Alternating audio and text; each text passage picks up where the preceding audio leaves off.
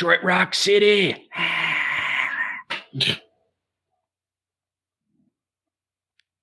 Happy New Year, everybody. It's No Driving Gloves.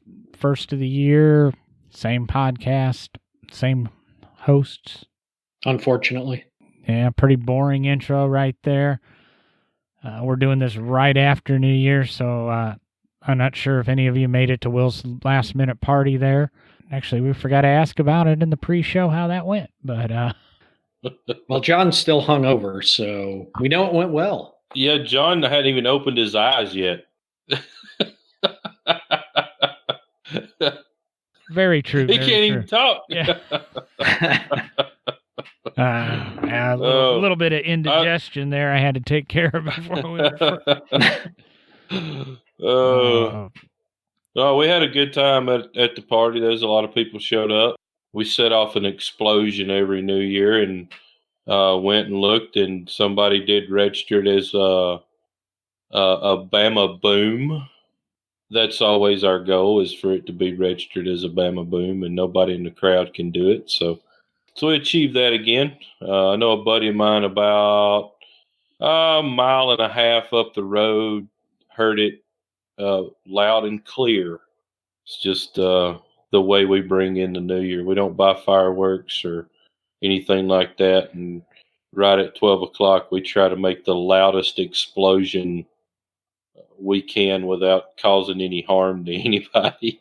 As I've said before, I've dined and spent some time with some of the Lotus Formula One mechanics from the 60s, and they've discussed various escapades like that of creating booms. Maybe it's a car guy thing, us liking to mess with stuff. And like I say, one of his stories involves catching Bernie Ecclestone's trailer on fire prior to him owning Formula One, back when he owned one of the Formula One teams. But I had a pretty boring, I had a boring holiday. I think we covered 1,700, 1,800 miles in 30 hours in the SHO, me, the girlfriend, our social media director, and her two sons, going and visiting my family, much to their enjoyment. They were very well behaved. I feel sorry to stick them into a car for 30 hours for them to go hang out with people and that they'd never met before. But next time it should be more exciting. Maybe. Well, at least they would have met your family by then. Well, at least now they know where they're going, and I had opportunity to, visit my dad's new house, and Zara got to see my mom's log cabin all decorated for Christmas and things. She enjoyed that. Decent vacation away from the stresses of the day job. Did you stay in Kentucky, or did you travel, Derek? Or oh no, why would we stay in Kentucky, John? Well, you do have a big exhibit coming up. Well, yeah, a couple of them, but it's holiday. You got to go see family, and I believe we put on about the same amount of miles as you did. I think we covered about somewhere between 1,600 and 1,800 miles. And we were in Ohio and Michigan and back to Ohio and then back to Kentucky. So I don't even know the total hours logged because it was over multiple days, but had a good trip and enjoyed it. I didn't even leave Hokes Bluff, Alabama. You didn't even leave the shop, Will? No. I left the shop. But okay. Yeah, we had the Hayes Christmas in Hokes Bluff. We had actually on our farm. So we had the Hayes Christmas, the Posey Christmas. It was all right here. So we had one Saturday, Sunday, and Monday. And they were all right here. So even Scotty D came down, spent Christmas with us. So, yep, didn't even leave Hokes Bluff, Alabama. Well, I did make it up to your kind of neighborhood, I guess. I've never really looked at it on the map. I was in Sneed for a day or two, so. Yep, that's not far. So same road, 278. Yeah, somewhere around there. I couldn't exactly tell you. I know it's close to you, so. And he didn't even come visit. What a jerk. Didn't even let me know. I mean, we could have met for lunch or at least. I know it's like guys that text me like, "Hey, I'm driving by." That's what I do every time. I will bother you the next time we're up in that neck of the woods, literally. I even blow the horn. Beep, beep. And he sends pictures we don't need to talk about. Yeah, we need to put that on Instagram. I don't think we do. That it'll get some likes. I promise. Oh Lord. So where are we going tonight, John? Yeah, what do you want to talk about? I'm not really sure. I thought we might discuss maybe where we think 2019 or what impact 2019 is going to have on the collector car hobby. We've kind of strayed a little bit from talking about collector cars and that the last couple of episodes, and just kind of get a focus on where do we think the market might be going? Are we overwhelmed with shows and auctions, and kind of as we did the pre-show and things like that, we started talking about Barrett Jackson. And Barrett Jackson a couple of years ago when I interned there, it was a Thursday, Friday, Saturday, Sunday-ish event, and now it's like Monday through Sunday or Sunday through Sunday. And Kissimmee with Mecum, which I never understood why they did their Florida auctions, starts tomorrow. We're recording on the 2nd. It goes the 3rd through the 12th. 9 days of auction in Florida, and then everybody hops on a plane and flies to Arizona and does Barrett Jackson, Russo Steely. I think RM's got one out there. I mean, it's just, I think January is a pretty busy month to buy cars, and my opinion there is there might be too many. But I don't let me direct from the beginning. One of you guys kind of take it off on a roll, and we'll see where we go. But let's just kind of keep the theme to 2019 and the impact 2019 is going to have on the collector car hobby. I think something that we're kind of that we'll really see kind of start changing in 2019 in the hot rod industry is some of your major awards are going to kind of start changing of the guard, so to speak, with a lot of the bad press about what's happened in Detroit about the Riddler Award and stuff like that. And I think what you're going to see is somebody step up and start offering something that's kind of similar to that. I mean, I don't really know where. Could be a show out on the West Coast. Could be, good guys might step up and kind of do a car or vehicle of the year, so to speak. But it's just with all the bad stuff that's come out of Detroit in the last 2 to 3 years, it's destined for somebody to do something. I know there has been talk about some things at the Grand National Roadster Show using the Slonker Award to kind of raise the bar a little bit for that, maybe offer a little bit of money, first time shown type of thing.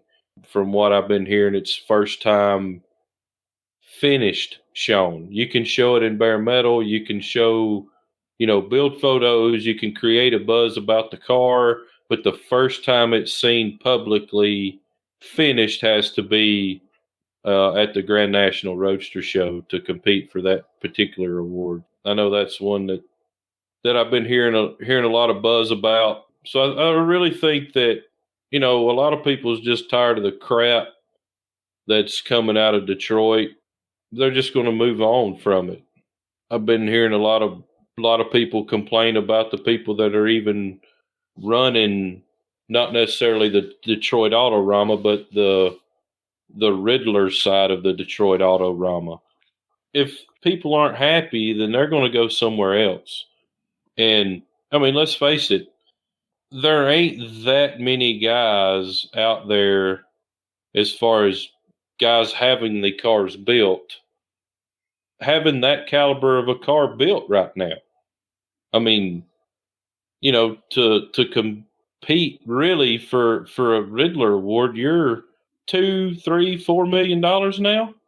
I mean, how many people really spend that much money on a car? There's not that many guys out there that spend that much money for an award. Really, is all it's for. I mean, you can build a completely custom one-off car for a whole lot less than that, and and enjoy it for more than just one show. So I think that's something you're going to see, and people are building more of these high-end cars and driving them. That's one of the things that we've always focused on here at Big Oak is yes, we want to build you a one-off car that nobody else in the country's got, but we want you to be able to drive that car. It's not just for sitting there and looking pretty. It's for going down the road and looking badass too. And pretty much every car that we've ever built, you can get in and you can drive. Even the Dart. I mean, I've been down the drag strip in that car. I've been on the autocross in that car. I've cut donuts in that car. So it's a roadworthy car. Yeah, it sits really low to the ground. You got to pay attention to, where you're going and what you're doing. But you can get in that car. You can hook up your phone to the Bluetooth and jam out to the radio. It's backup camera, all that crap. So you can hop in that car and go anywhere. And so you're really starting to see a lot more people do the Good Guys Hall of Fame tours with these really high end cars that win big awards.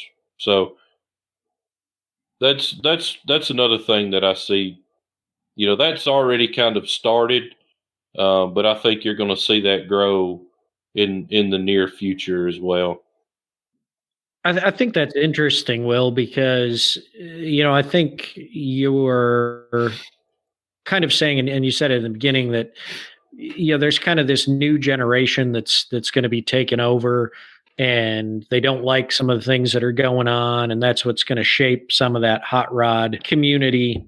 The shows and the awards and things like that, and I think that's one of my hopes, I guess, for 2019. And I think the same thing somewhat is starting to happen in the collector car hobby. Or shouldn't say the collector car hobby, but the antique car hobby. With the earlier cars, even some of your up to your muscle car era vehicles, things like that, where in talking to people of our generation in that hobby and that collecting realm, there's a lot of us that are tired. The cars that are winning at like the concours and some of the bigger shows that are just completely over restored beyond what they ever would have looked like, and that's why they win the award.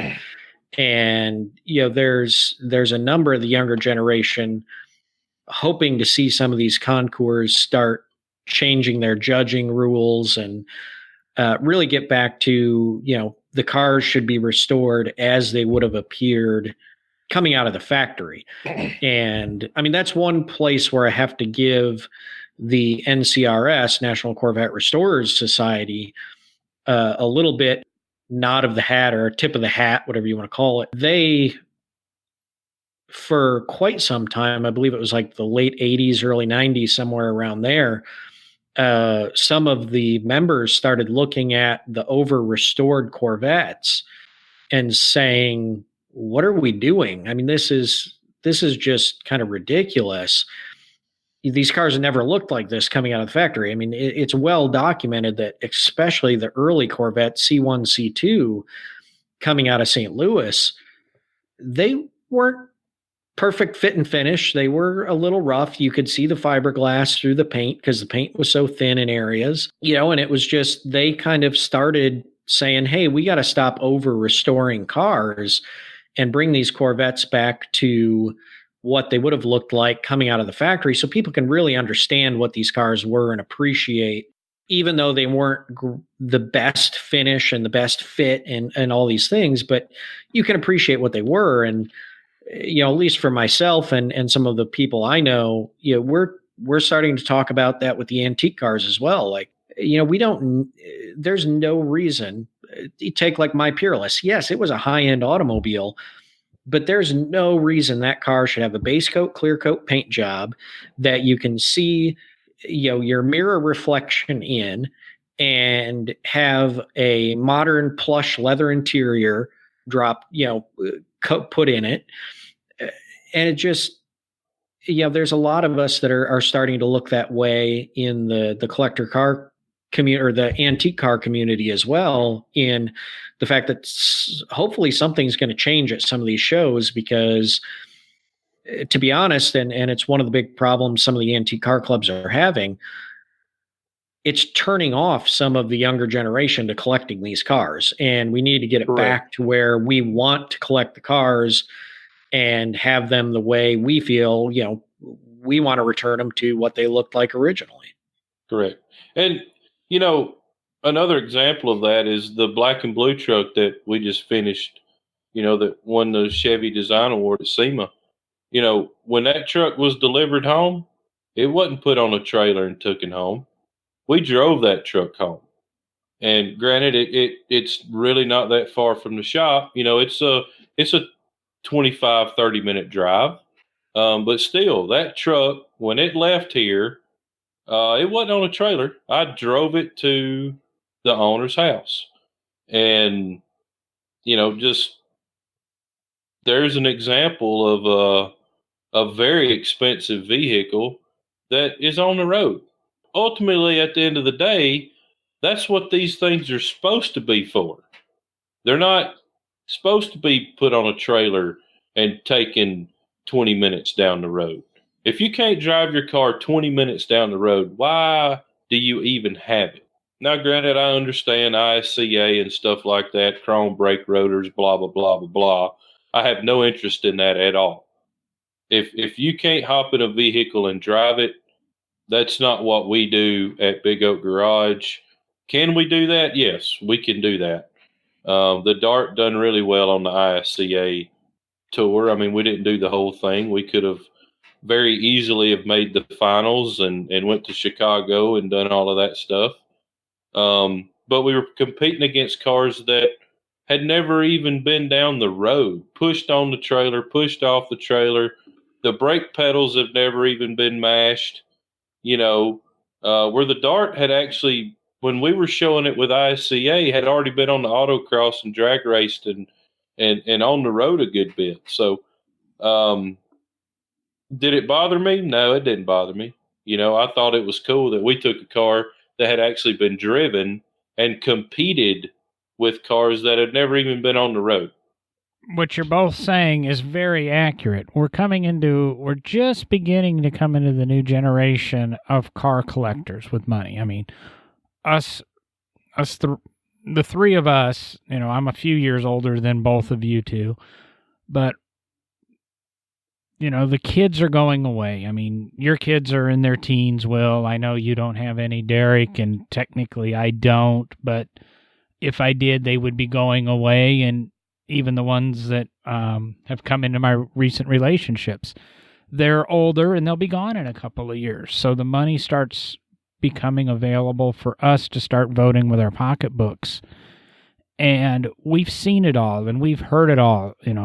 We've, as car people, our entire lives, I've been doing it for 47 years and you guys have been doing it for 35, 36 years. We've been doing it since birth, so we've listened to the arguments. We've seen, the over-restoration. Bill Harrah kind of started that in the late 70s with polishing the bottom of the running boards and that, and why that's a year or two before you two. It's part of where I'm at is, that was a 10-year-old thing for me. I didn't learn about it till a few years later, but that was the conversations I started to have, and then we grew to, over restoration, and then we got to be more original with it, and then Bloomington Gold and NCRS, and I lived through the heyday of those, in Bloomington. I just lived 30 miles from Bloomington, Illinois, when Bloomington Gold was in Bloomington. How those cars needed to be restored and maintained and handled.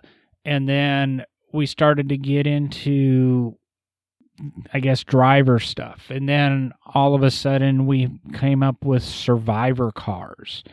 And we've lived through where, okay, I found, well, I'm going to use an abstract here, and I found a 31 Model A.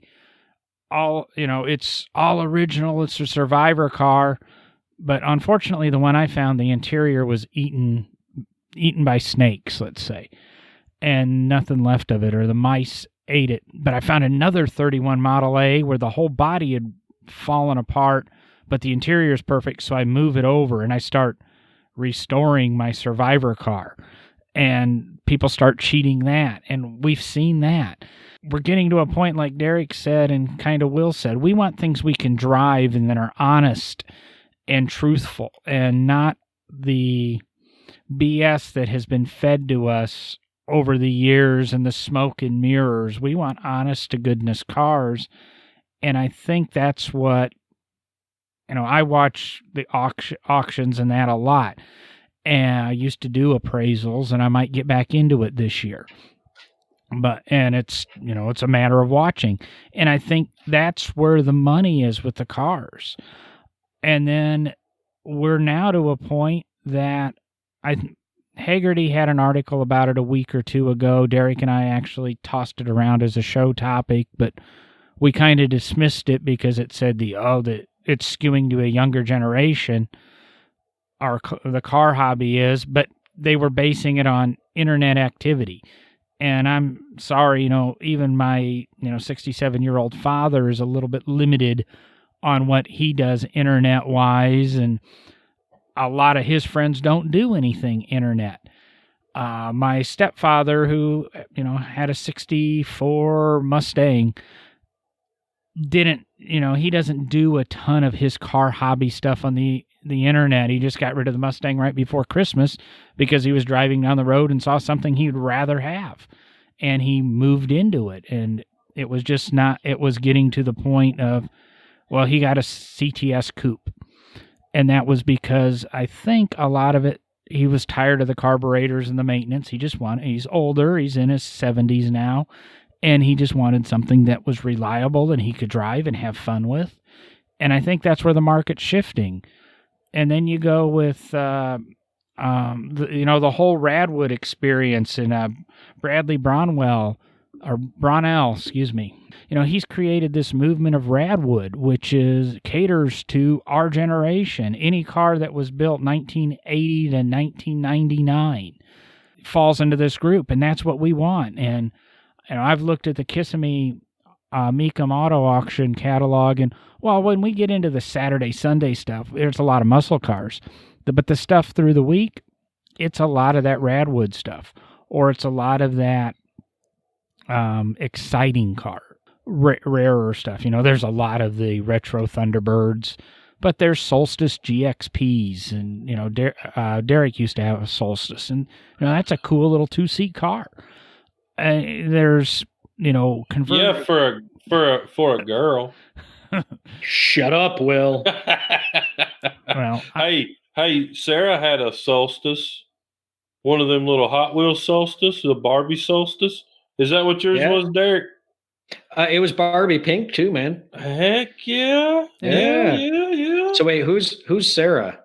My daughter, like when she was like, I don't know, 4 or 5 years old, I got her. Oh, all right. Actually, Santa Claus got her one, Oh, nice. You just ruined it. Great job. Yeah. There's a thing, though, what Will just said. His daughter had one as a toy. So that's going to be a car that she might want. If you're in our age group and you've got an extra $5 or $10 grand for a car, go look at something from your youth. They are not going to be cheaper than they are now. In 20 years, you're going to sit back, and I can't tell you what car we're going to be talking about. I'm going to use my, one of my favorites, a CRX. I should have bought a CRX 5 years ago when I could buy an all original 50,000 mile car for $6,000. That car's $12,000 now. And in 20 years, it's not going to be $1 million car, but it's going to get up to what, $40,000 or $50,000, or they're going to appreciate. Now's the time, and it's time to buy. And you can sit back when you're 65 or 68, come over to my house and, yell at the kids on the street on the rocking chair while we're having a cigar.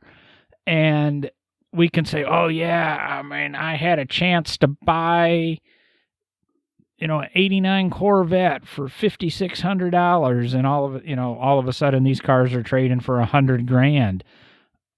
I had a chance to buy a big block 72 20 years ago, freshly restored for like $18,000. It's a $60,000, $80,000 car today. Boy, that was a mistake. I didn't buy it because it wasn't the color I wanted.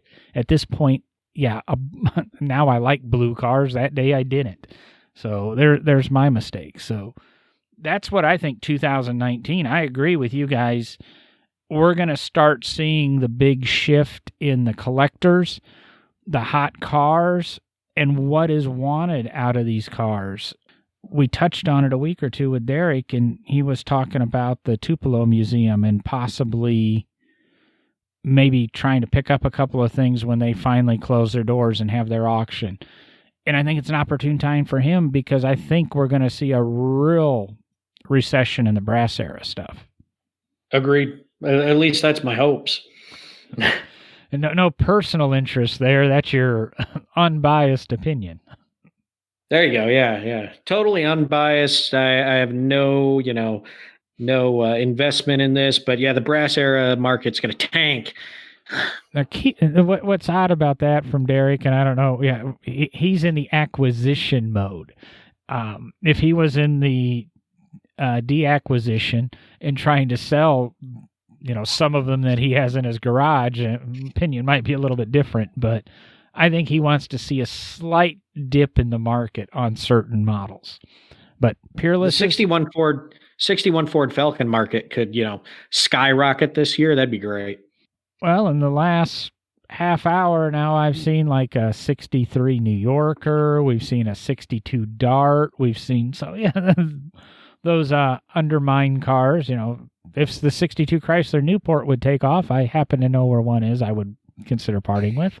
So hopefully those early 60s forgotten cars. That's the next hot market. And I think I've said it before, maybe on the show. I really think one of the other, markets that I think personally will take off soon, and I think we're starting to see it. I don't know if it'll really take hold this year or not, but of course with early cars, antique cars, brass era, horseless carriage, classic era, your big 20s era cars, 30s era cars, any body style is acceptable. I mean, most people want any body style there is because they're just cool, fun cars to drive around, at least for those of us that like them. But when you got into the really post-World War II era, it really became more about collecting the coupes and the two-door convertibles and, the more sporty cars or the more, not necessarily family automobiles, the sedans and the boring cars. Everybody wanted to collect, the two doors, like I say, the coupes, the convertibles that had the bigger engine and the higher horsepower and all the things we were trying to move towards in the post-war era. And that lasted through the muscle car era. I mean, it's been around for a long time. And I think we're going to start seeing a big uptick. And like I said, I think we've already seen it slowly starting in people in our generation, this new generation coming in, wanting to get the four-door sedans and maybe even the station wagons, not only because they're a little easier to afford right now, because they're still low on the market value, but also because a lot of people in our generation and the generation just behind us are having families. And it's one way to get into the collector car hobby at a somewhat affordable rate and have room for the family. And I think that's going to be another one that's it's slowly taking off, and hopefully it will take off a little bit, but not too much to make it unaffordable to people who want to get into it. I think John's asleep. No, John's here. John. No, I think John's thinking of a rebuttal. No, station wagons suck. Now, what I was thinking is, I don't know if we're to that point of the market, but I do see that point of the market getting there. That when my parents and Will's parents, and I assume all your parents, when they grew up, everybody fantasized about a two-door car and that big high horsepower. And our generation kind of came, and you're right, I think station wagons are appealing to our generation because the minivan came, and the minivan was the horrible car of our youth, and nobody wanted one except 33% of the hosts here. As I think, not maybe our generation, but I think if the car hobby continues, which I think all of us and all the listeners out there hope it does, I do think when the children in my household right now, and probably Will's household, get to that collector car stage, they're not going to be so turned off by the idea of a four-door or a small van or things like that, because that's what they grew up, and that's what they remember, and that's what their memories are. So I'm not totally against what Derek's saying. I've made it very clear on the show that I enjoy my new minivan, and actually kind of enjoy it more than my SHO. That might be because my dad was one of the original purchasers of the Caravan and has had a minivan since 1984, no matter what he could have, with the exception of a couple of years in the 90s when he had he tried a Lexus and went back to a minivan. He's always had a minivan, so I grew up with it, and it's a practical vehicle. And other than a few crazy guys down the street at the Honda plant who built a 600 horsepower Odyssey and autocrossed it, and they're really, they're practical vehicles. But I think Derek's almost jumping to the next generation of collector. There's my rebuttal to that. So, if minivans become a hot ticket item, I'm going to find something else to do. If somebody came into your shop and brought a minivan in and said, "I'm going to pay you whatever it takes to make this thing into a sweet hot rod," you're going to turn down the job? No, he isn't. No, he isn't, because he's offered to help me with mine. True. I'll put it this way. They'd have to be willing to spend a lot of money. That's why mine's not there. And it would be free reign of whatever I wanted to do. It might look like a 32 Ford when it leaves. No, I mean, I said that jokingly. I mean, if somebody came in and wanted us to do like, I don't know, I kind of dig the old Astro vans. I think they're kind of neat looking.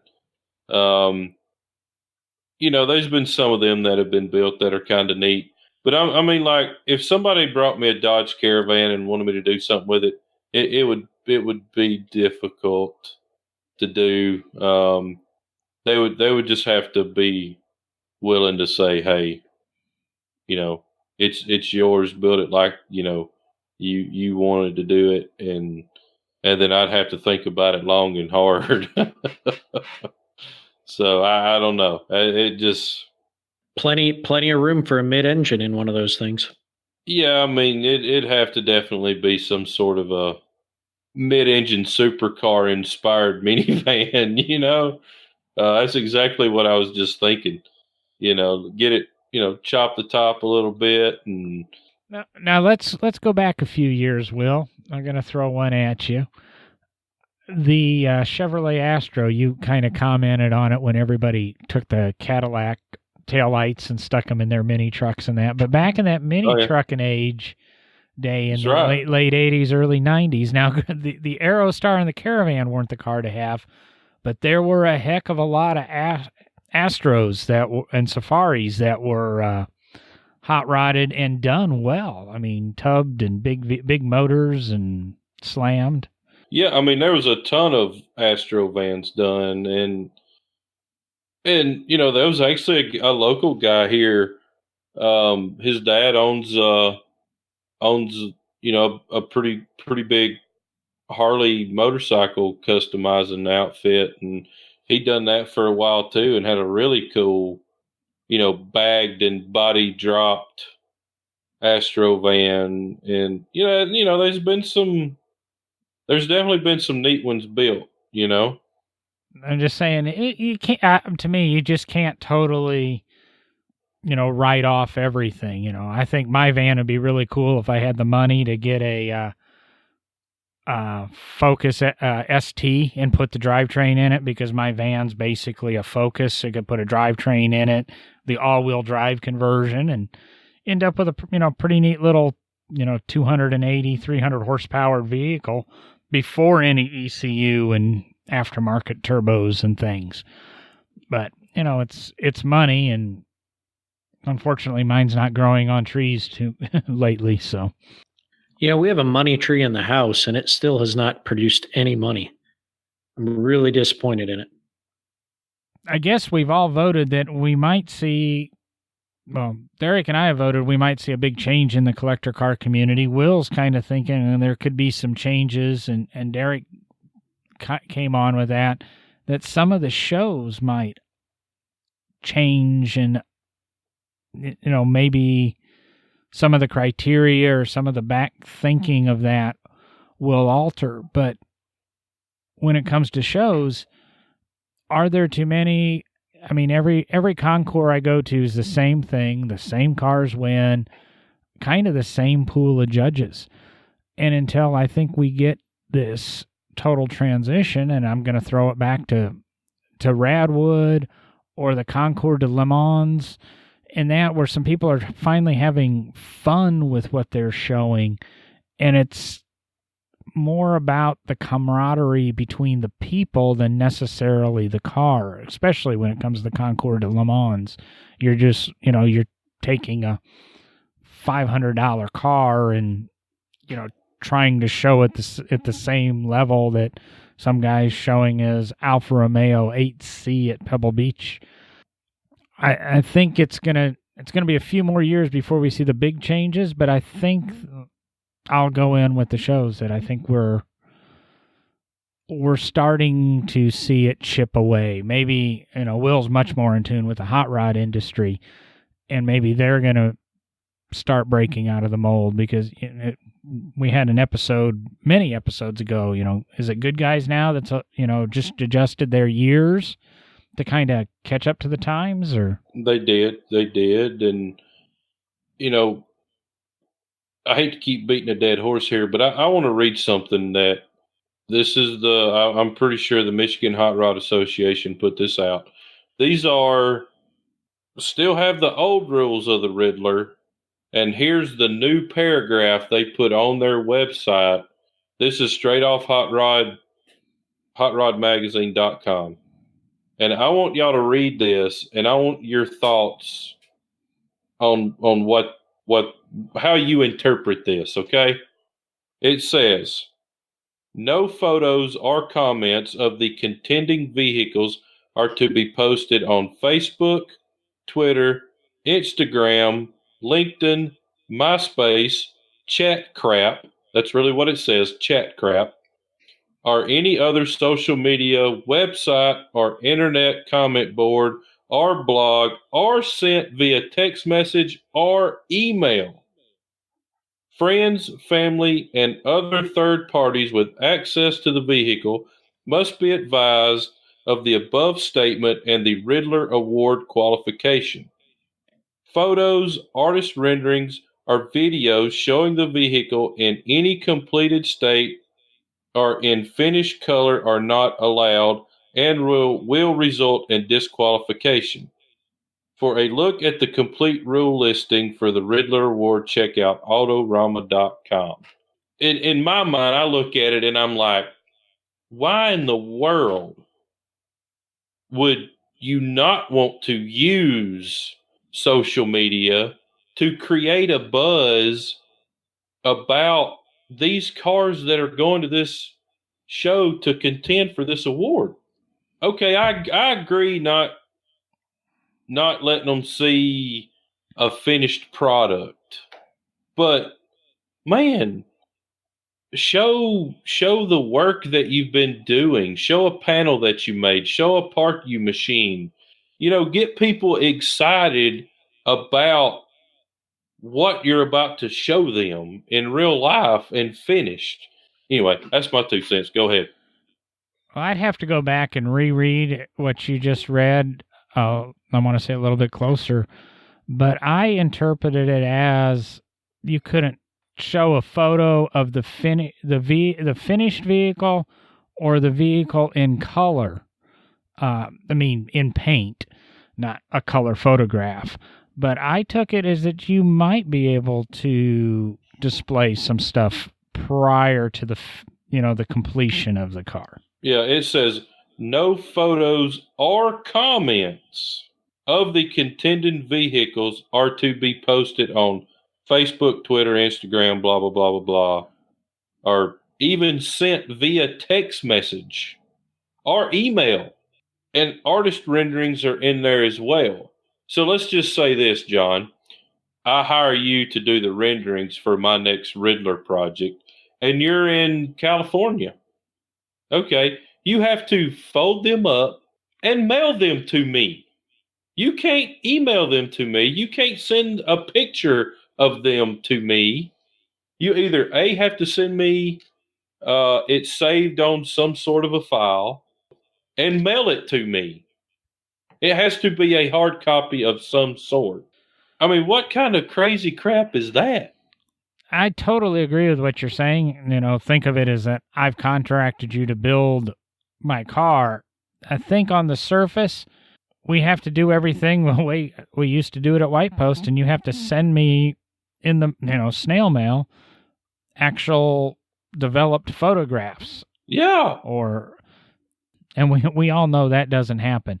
But getting beyond the lawyer semantics here, I understand what you're saying is that if you're building me one of, take your pickup, you're building that truck and you leak a couple of photos. I came across some of the photos from your open house a year and a half ago, and I've got some pictures of that pickup in the build stages. And I go, oh, maybe I'll put those up and, hint at it.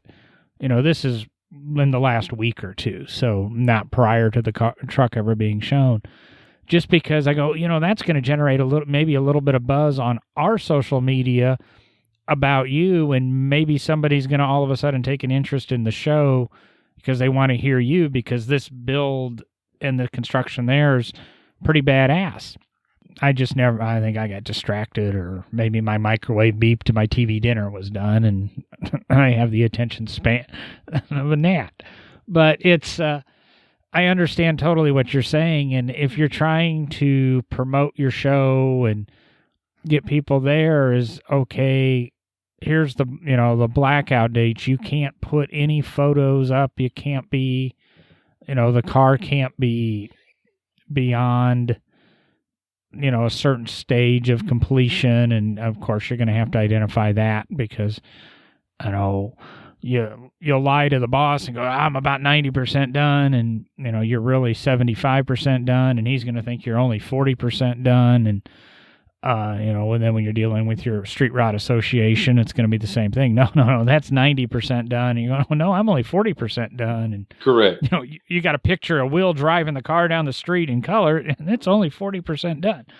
Well, here, I want to jump in because, I went in and pulled up the guidelines and rules, and number one, at least in this part that I'm reading on Michigan Hot Rod Association Online.org, MHRAonline.org, appears to be the old, the original set of rules, and then some what they call a few hard and fast rules with no exceptions.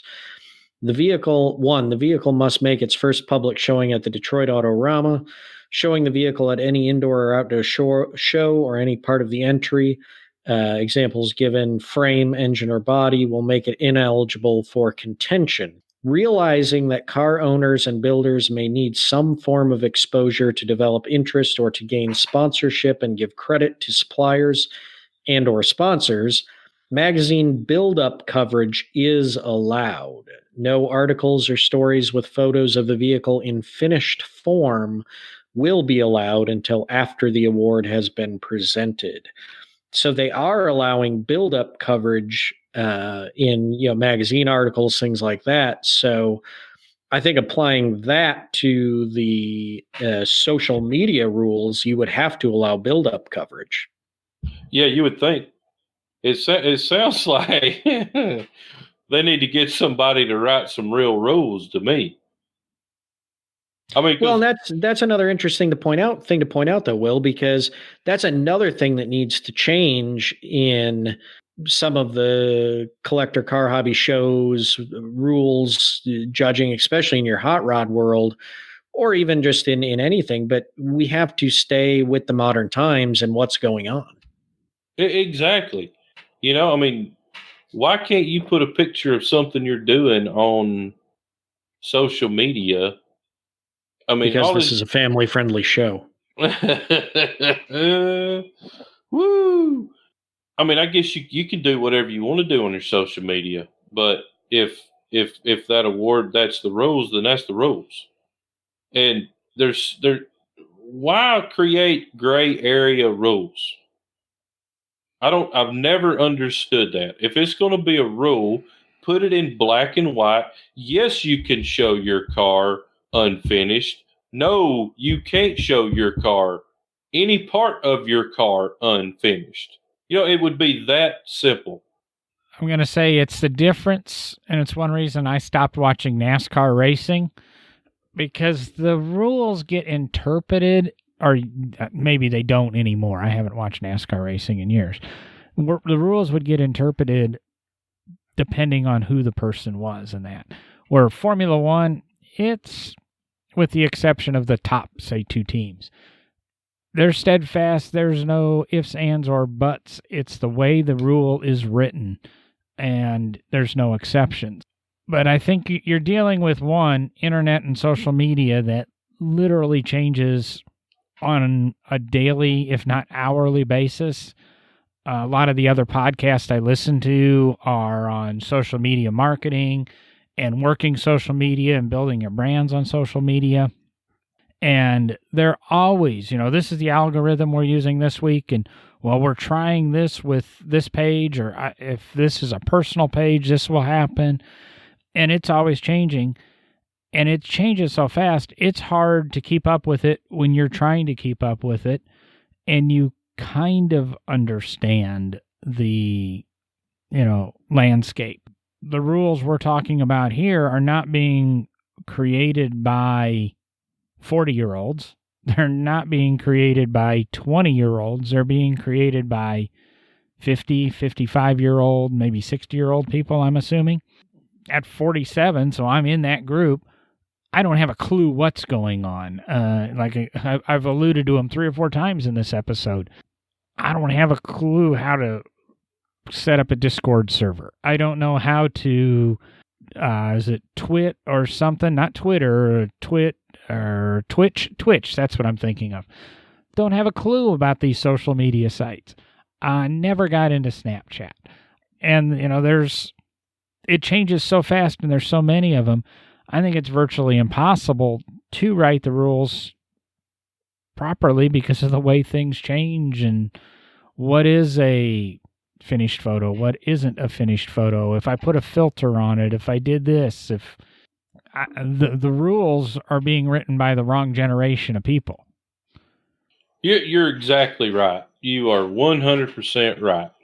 And if, say, you emailed or called Michigan Hot Rod Association and asked them these questions, they're going to give you an answer, but what if they give a different answer to somebody else? You may not talk to the same guy. And so you show up to Detroit with your car and it's been plastered all over the internet, not finished, in everything in bare metal. And you get up there and, something happens like what happened the last Detroit Autorama, where they kicked 3 cars out, but then they let all 3 cars back in. What if they kicked you out and didn't let you back in? When you done called the guy and he said, "Oh yeah, man, you can put those pictures up there. It's okay." And you get there on the showroom floor and somebody else has a different idea of what the rule means and they get you kicked out. I mean, it's a mess. It is a mess. I can totally understand where you're coming from on that, especially on the business owner standpoint, where you're wanting sponsors, publicity, exposure, and then all of a sudden you do something you were told was okay, and then somebody says, "I'm sorry," and then your client comes and kicks your ass because why did I get disqualified? I guess the best thing to do if you're building a car for Detroit, for the Autorama, for the Riddler, don't even think about posting any picture of it anywhere, and just that's the only way you can really do it and be 100% safe is, obviously you're going to email artist renderings back and forth because Tavis Highlanders, who we use, and he's in freaking Washington State, I'm pretty sure, I'm not going to snail mail renderings back and forth with him. I mean, we're going to email him, and that's how it's going to be. How are they going to catch you doing that anyway? They're going to come steal your freaking hard drive on your computer? Well, I see that as, the pictures leak, and you go, well, I emailed them. My email must have got hacked. I can see the thinking behind the rule, but I know what you're talking about there. My suggestion, it doesn't seem to say that you can't put them in a Dropbox and email the Dropbox link and whatever. But that's that. Like I say, is doing legalese. I'm not an attorney. If you're building a car for the Riddler, don't use my advice here. yeah. But here again, well, wait, just use my advice here. I'm going to change. Sorry to interrupt you. Use my advice because we could use the publicity. The guy on No Driving Gloves said I could do this. There you go. Yeah, I think his name was Will. That's right. Will Posey, Big Oak Garage. No, John, it goes to again. To me, it goes back to get with the times and understand that the world is smaller than it's ever been with the internet. And Will may find an artist that does amazing renderings, and they may be in Budapest for all we know. Correct. And I'm sorry, but he's going to have to email, Dropbox, one of those things. And yes, in the modern world we live in, you may get your computer hacked. You may get a picture leaked out because of it. But that's just, it has to be acceptable because it's modern times. Now, I mean, you don't want somebody using the excuse that, they leak their own picture and, oh, my email must have got hacked. Well, but that's hard to prove. I mean, no emails of artist renderings or whatever the rules were. I mean, that's a little beyond, what we have going on in modern times right now with interconnected world and all that we do in this world. So, it just goes back to make sure everybody's on the same page, get with the times, make sure you're following what people are doing. I mean, the other thing is talk to the Michigan Hot Rod Association has their rules and, what their Riddler originally was. But why not also talk to all the shop owners that are building the cars and say, hey, what do you guys need in doing what we're doing? Yeah, what kind of publicity do you need to do to make this happen? How can we work with you to make this Riddler experience the best it can be for all of us, for the shops building the cars, getting the sponsors, but also for the Riddler and the MHR, Michigan Hot Rod Association, and everything they're trying to do.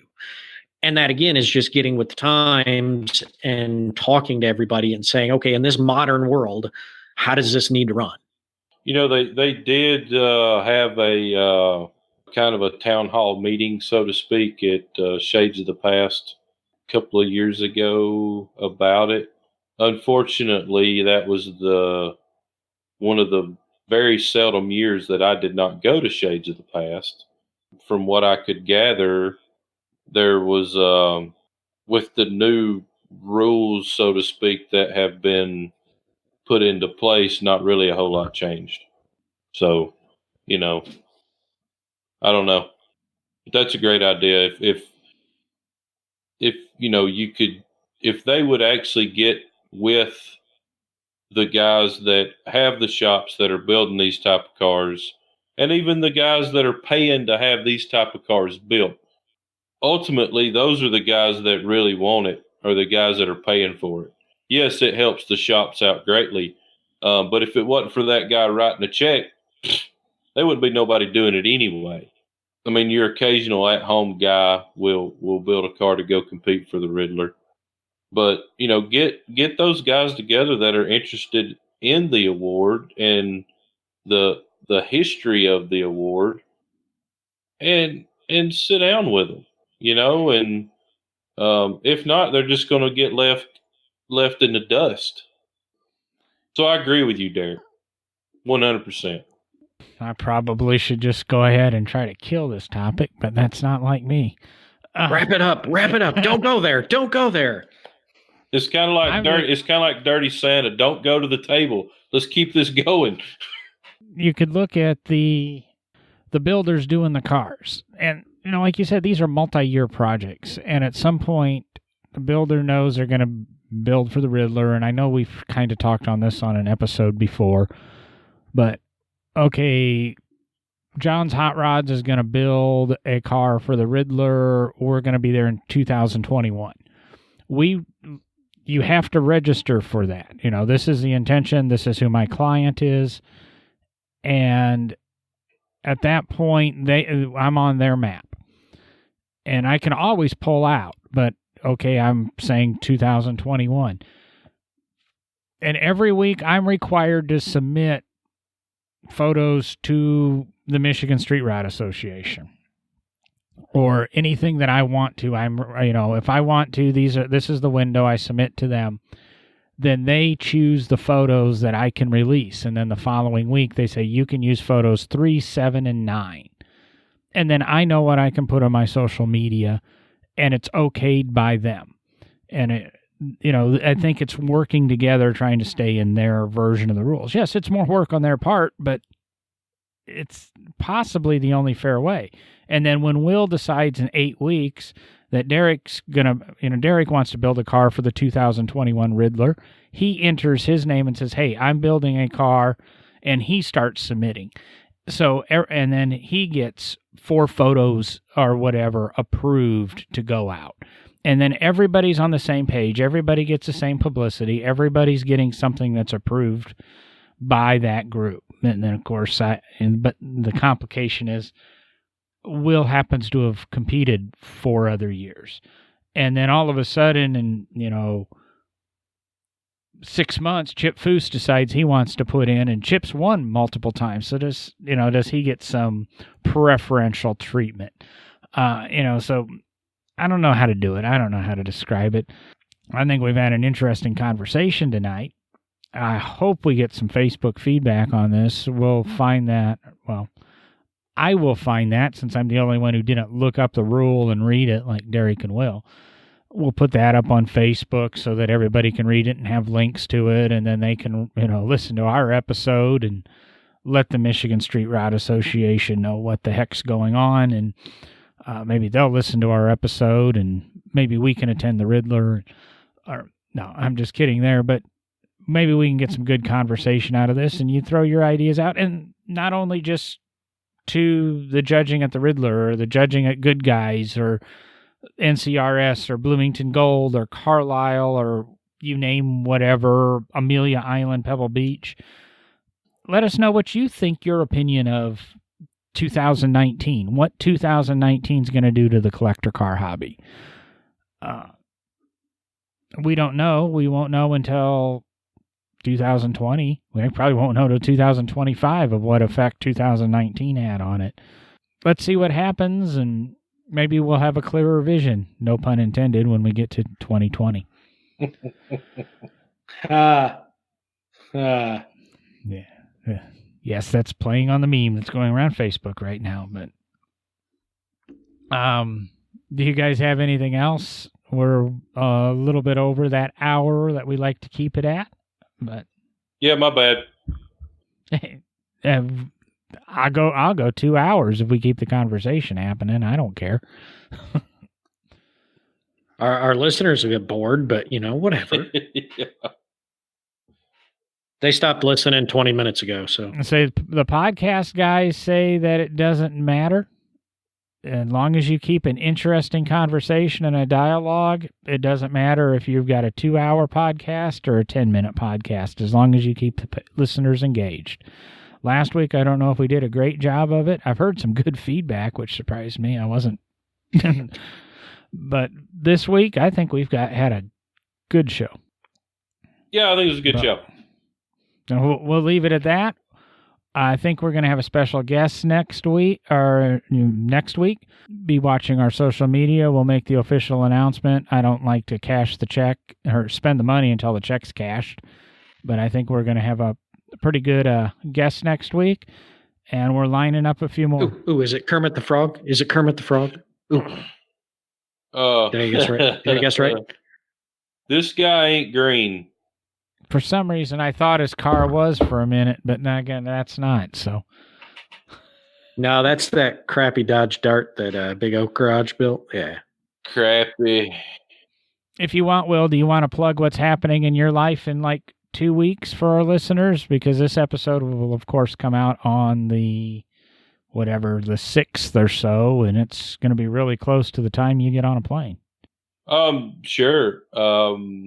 I will be going to Scottsdale, Arizona for the Barrett-Jackson auction, and the Dart will be auctioned off the Saturday night of Barrett-Jackson. So I forgot the actual date on that.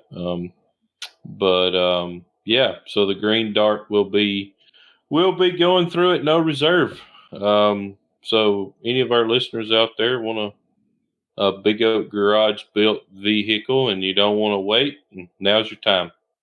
Bid early and bid often.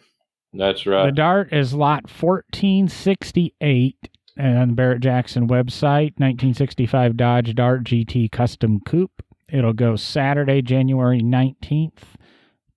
And I think Will said it's going to be a later evening, just after prime time auction. So you probably might be able to catch it towards the end of one of the Speed Channel, or I'm going to say Speed Channel because I can't remember who carries Barrett-Jackson, and Speed Channel no longer exists. But, it's one of the best builds out of Big Oak Garage and kind of put them on the map, and I believe did contend for the Riddler a few years ago when it was debuted. So, Will has some personal experience with what we've been talking about here. So we'll leave it at that. And I'm going to say, I'm out of here. Adios. See you in 2020. Guess Derek's taking the next 51 weeks off. Have a good night.